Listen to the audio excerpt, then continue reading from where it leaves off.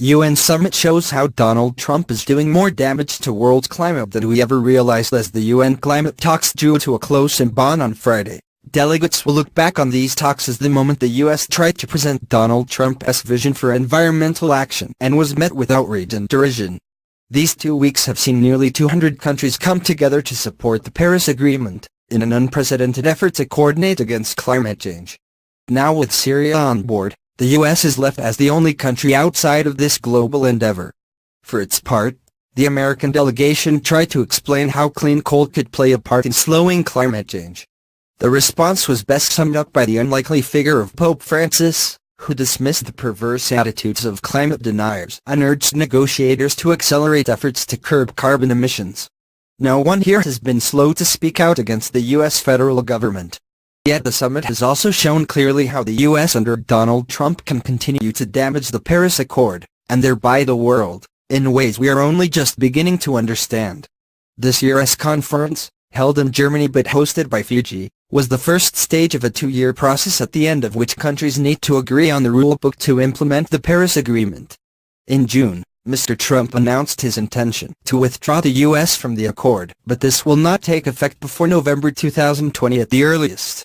As a result, the Trump administration is still technically sat at the negotiating table, and remains a threatening force to the fragile balance of the deal.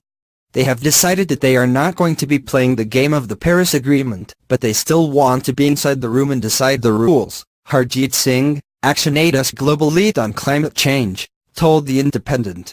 Countries siding with the U.S. inside the negotiations and on matters like its coal initiative should look beyond the apparent legitimacy of the country itself, he said.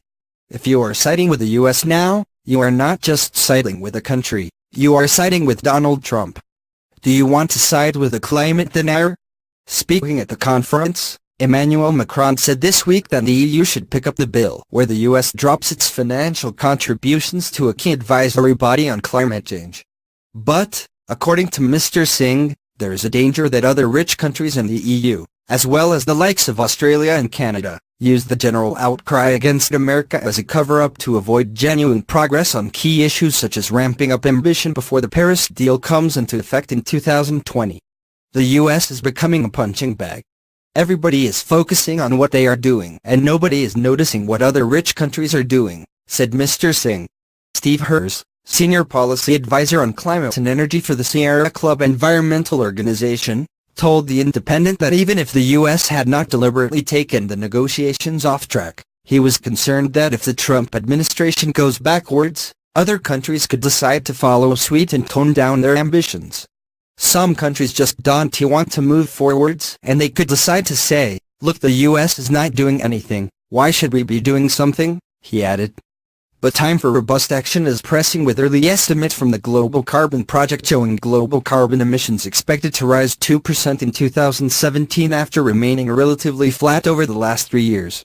There was some cause for hope in Bonn, Mr. Herz said, highlighting the momentum built by the American grassroots We Restore campaign, backed by Sid